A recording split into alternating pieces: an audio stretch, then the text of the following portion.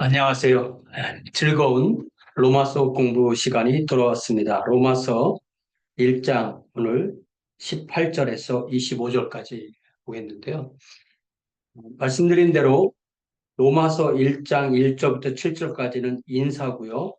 8절부터 17절까지는 서론이고요.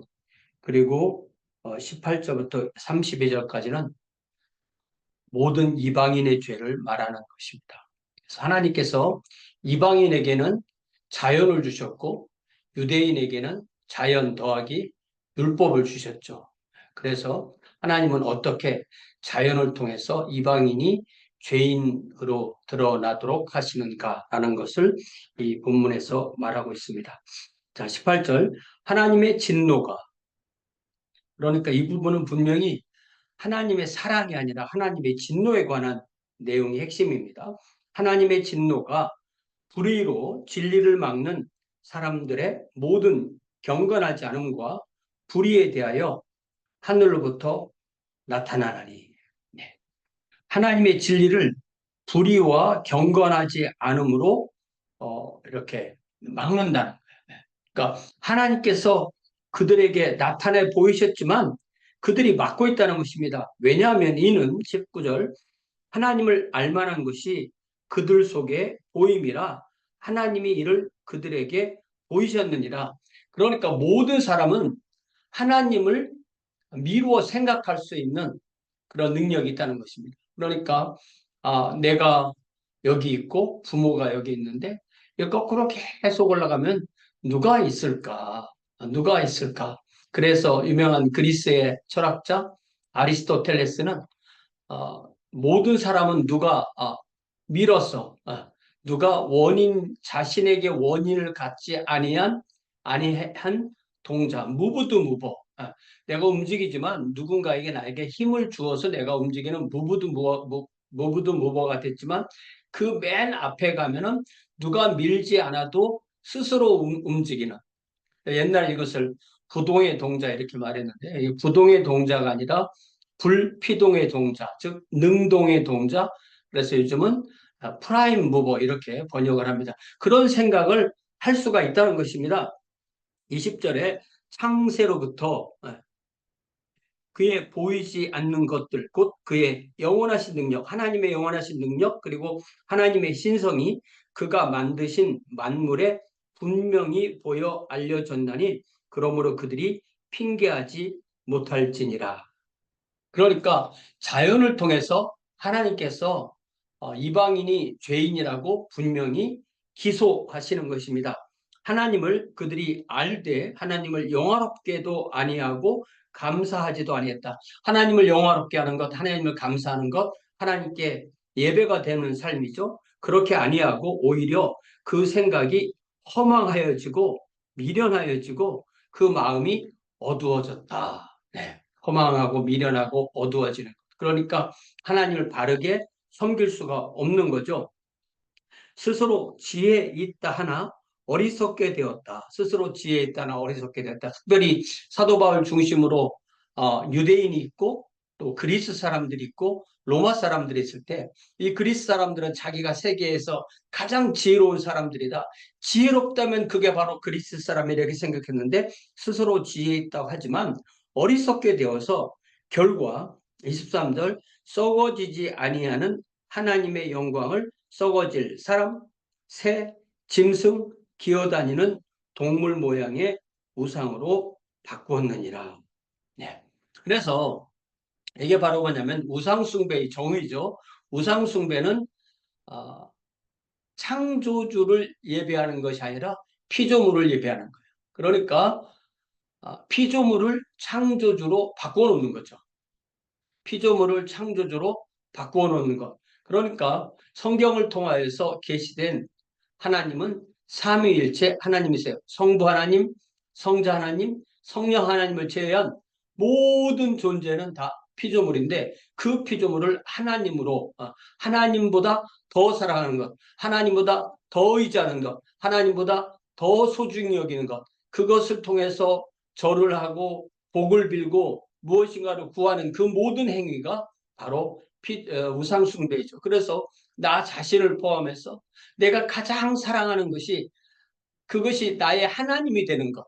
하나님을 제쳐두고 그것이 바로 우상숭배의 정리가 됩니다. 그래서 제가 일전에 뭐라고 말씀드렸냐면 결국 그리스도인은 누구냐? 그리스도인은 때로는 하나님 섬기고 때로는 우리 안에 우상이 있음을 인정하지 않을 수 없는 우상을 늘 우리가 회개한다고 할 때는 늘 우리의 우상을 버려내는 그런 작업이 바로 그리스도인의 삶이라고 할 수가 있습니다. 뭐 예수님을 모르는 사람들은 그냥 우상만 섬기니까 온전히 우상만 섬기는 거죠. 예. 그래서 그리스도인은 하나님과 우상을 겸하여 섬기는 사람들이고 우상 숭배자들은 우상만 섬기는 자들이다. 제가 그렇게 좀 아이러니하지만 그런 정리를 한 적이 있습니다. 자, 이것에 대한 첫 번째 하나님의 심판. 그러므로 하나님께서 그들을 마음의 정욕대로 더러움에 내버려 두셨다라고 했어요. 내버려 두셨다. 내버려 두다. 이것을 이제 어벤던이라고 해서 그래서 명사가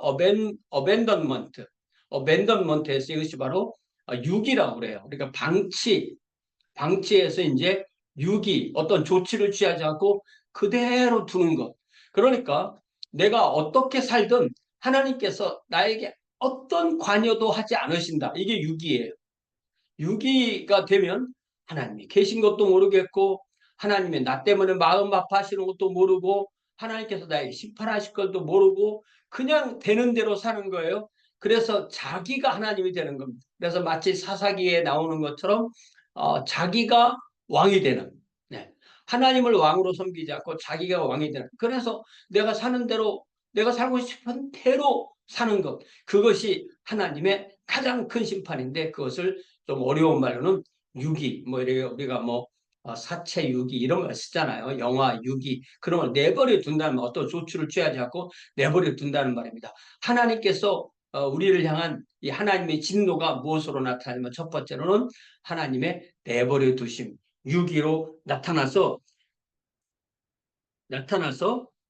그들이 어떻게 되느냐면 첫 번째 것이 그들의 몸을 서로 욕되게 하였다. 우리의 몸이 정결하게 어떤 가정 안에서 부부 안에서 되어야 될 것이 서로 욕되게 했고 그렇게 된 이는 그들이 하나님의 진리를 거짓 것으로 바꾸어 피조물을 조물주보다 더 경배하고 섬김이라 주는 것 영원히 찬송할 이시로다. 그렇죠. 여기에 보면 명확하게 피조물을 조물주보다 더 경배하고 섬긴다. 이게 벌써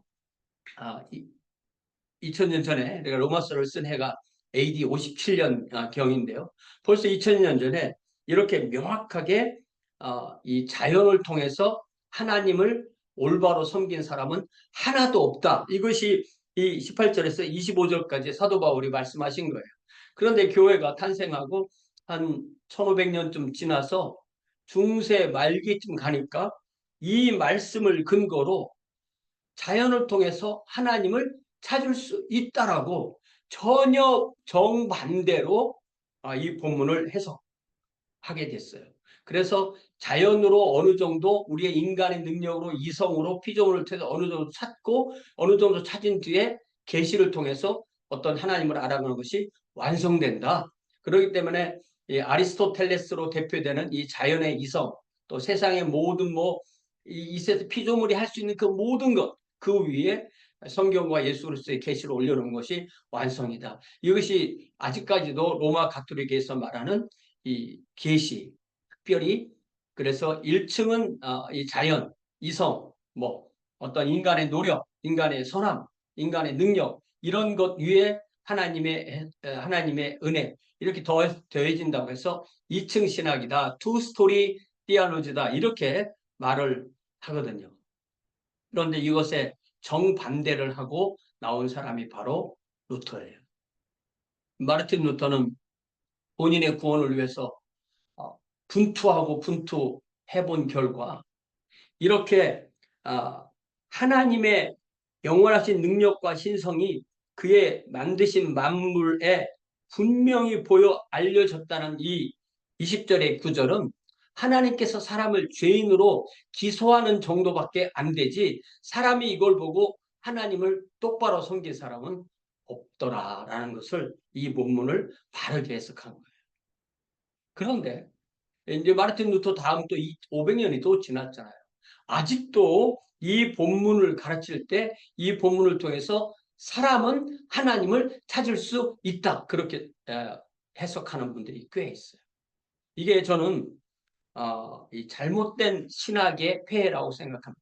그냥 문맥을 잘 읽어보면 이 문맥을 잘 읽어보면 그럼 이렇게 됐어도 어떤 사람은 뭐 한국 사람은 뭐 일본 사람은 뭐 중국 사람은 또 뭐 어느 뭐 원주민들은 이렇게 하나님을 제대로 섬겼다더라. 그런 역사가 그런 선례가 단 한 번이라도 인류 전체에 있지 않거든. 그래서 우리가 성경을 이해하는 가장 핵심 방법은 바로 문맥을 잘 파악하는 거예요.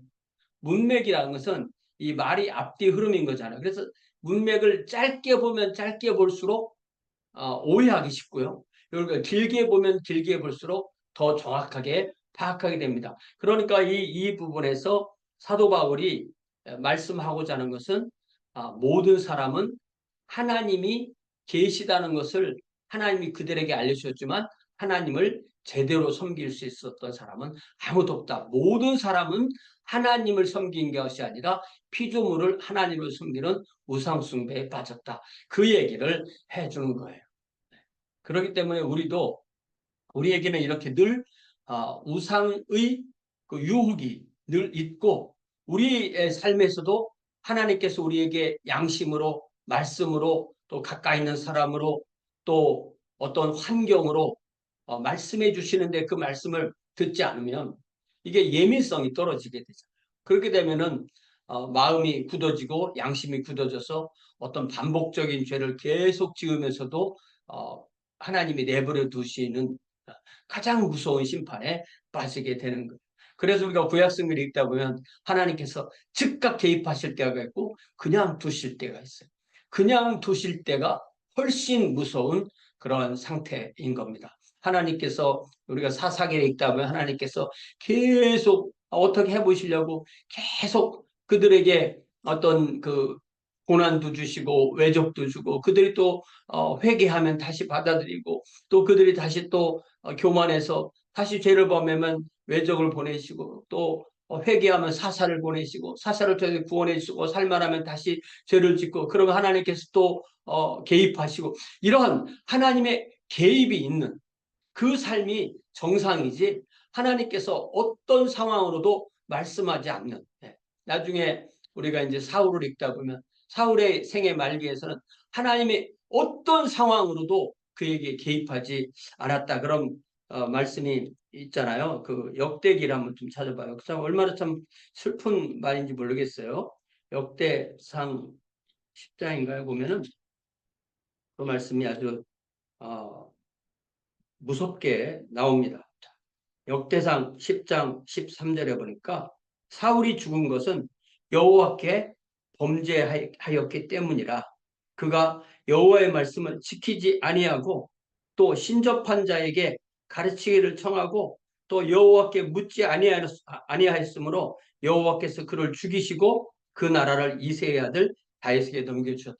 하나님께서 사무엘을 보내셔서 계속 그에게 말씀해 주셔도 그가 하나님을 부인하고 거부하고 하나님께 묻지 않고 결국은 하나님께서 그에게 이제 아무 대답도 하지 않으니까 결국은 자기가 그 나라에서 없앴던 신접한 여인을 찾아가서 가르치기를 청하고 그때라도 회개하고 여호와께 물었으면 하나님께서 기회를 주셨을 겁니다. 그래서 우리가 하나님께서 우리에게 양심으로 말씀해 주실 그때 돌아서서 하나님과의 바른 관계 가운데 사는 것이 바로 하나님의 자녀의 삶이 되는 줄 믿습니다. 이제 돌아오는 주일 3월 4일은 우리가 3월 연합예배로 함께하고 또 성찬식을 하도록 하겠습니다. 사랑의 아버지 하나님, 오늘 우리가 로마서 1장 18절에서 25절까지 모든 이방인이 예수님을 만나기 전에 성령님의 인도로 예수님을 만나기 전에 그들이 참된 하나님을 섬기는 것이 아니라 피조물을 섬기는 죄 중에 빠질 수밖에 없는 그 상황에 대해서 돌아보았습니다. 주님, 우리가 우리 안에 있는 이 우상 숭배의 욕구를 우리가 이겨내고 언제나 주님만을 순수하게 사랑할 수 있는 귀한 주의 자녀들로 인도하여 주옵소서. 주님 저희들을 내버려 두시면 저희는 타락할 수밖에 없는 존재임을 고백합니다. 주님께서 말씀으로, 성령으로, 환경으로, 가족으로, 양심으로, 또 여러 가지 주님의 방법으로 우리들을 일깨워 주시고 우리가 주님 앞에 바른 걸음을 걸을 수 있도록 복 내려 주옵소서. 예수님의 이름으로 기도하옵나이다. 고맙습니다.